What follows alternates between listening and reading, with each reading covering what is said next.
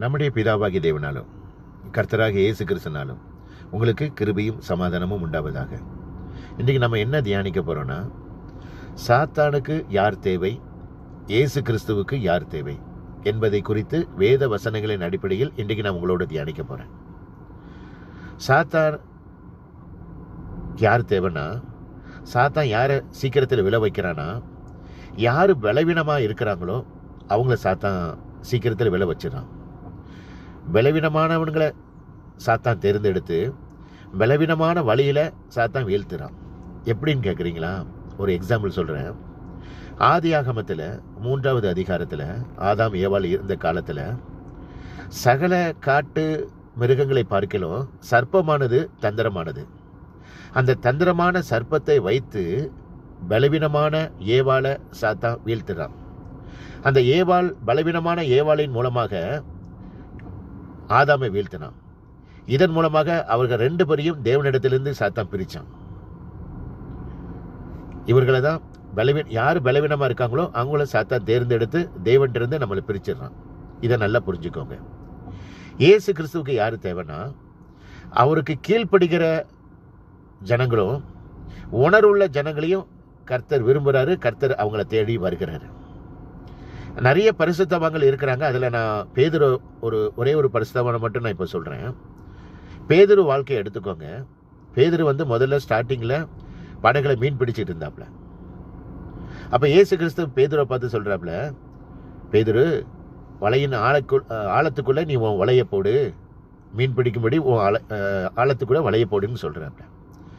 அப்போ பேதுரு சொல்கிறாப்புல, ஆண்டவரே, முழுவதும் நான் பிரயாசப்பட்டேன், ஆனாலும் ஒன்றும் கிடைக்கல, ஆனாலும் உம்முடைய வசனத்துக்கு கீழ்ப்படிந்து நான் வலையை போடுறேன். பேதருக்கு தெரியாதா? அவன் அந்த மீன் பிடிகளை அவன் நல்ல ஒரு எக்ஸ்பீரியன்ஸான கேண்டிடேட். அவனுக்கு எந்த இடத்துல போடணும் அப்படிங்கிறது அது தெரியும். ஆனாலும் அந்த இடத்துல தன்னுடைய திறமையை அவன் வெளிப்படுத்தலை, தன்னுடைய எக்ஸ்பீரியன்ஸ் அவன் வெளிப்படுத்தலை. கர்த்தருடைய வார்த்தைக்கு உடனே கீழ்ப்படிந்து அந்த வலையை வீசினான். அந்த வலையை வீசின உடனே அந்த வலை கிழிந்து போகத்தக்கதாக ஏகப்பட்ட மீன்களை பிடிக்கிறாங்க. ஏகப்பட்ட மீனை பிடிச்ச உடனே அவங்களால அதை இழுக்க முடியல. பக்கத்தில் இருக்கிற படகுக்காரங்களை கூப்பிட்டு தங்களுக்கு உதவி செய்ய முடிய கேட்குறாங்க. அப்போ 2 படகுகளும் அமிலத்தக்கதாக மீன்களை அவங்க பிடிக்கிறாங்க.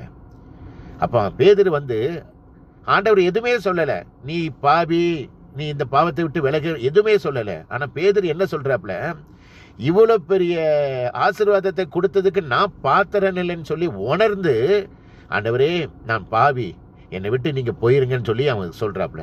அந்த உணர்வு வேணும். உடனே கர்த்தர் என்ன சொல்கிறாரு, நீ இன்னிலிருந்து நீ மீன் பிடிப்பவனாக இல்லை, மனுஷனை பிடிப்பவனாக ஆக்குவே அப்படின்னு சொல்லி சொல்கிறாரு. அடுத்த செகண்டே, அடுத்த நாளில் இல்லை, அடுத்த செகண்டே தன்னுடைய வலை, மீன், படகு எல்லாவற்றையும் விட்டு கர்த்தருக்கு பின் செல்றான். ஒரு மீனவனுக்கு ஒரு ஆசீர்வாதம் என்ன தெரியுமா? ஆசீர்வாதம் ஒரு மீன் தான். அதுவும் திரளான மீன்கள் அவனுக்கு கிடைச்சிருக்குது. அடுத்த செகண்டே அந்த எல்லா மீனையும் படகையும் வலையை விட்டுட்டு அவன் கர்த்தருக்கு பின் செல்றான். இந்த செல்வத்தை விட எனக்கு கர்த்தர் போதுன்னு சொல்லி அவன் நம்பிக்கையோடு கர்த்தருக்கு பின்னாடி செல்றான். அப்பேற்பட்டவரை தான் கர்த்தர் தேடுறாரு, கர்த்தர் வாராரு, அவங்க உள்ளத்துல வாராரு. இன்னைக்கு நம்ம எப்படி இருக்கிறோம்? பலவீனமாக இருந்து சாத்தான்குள்ள கடக்கிறோமா, இல்லை கர்த்தருடைய வசனத்துக்கு கீழ்ப்படிந்து உணர்வு உள்ளவர்களாக இருந்து கர்த்தருக்கு பிரியமுள்ளவனாக நம்ம இருக்கிறோமா? இதை நீங்க தான் தியானித்துக்கொள்ளணும்.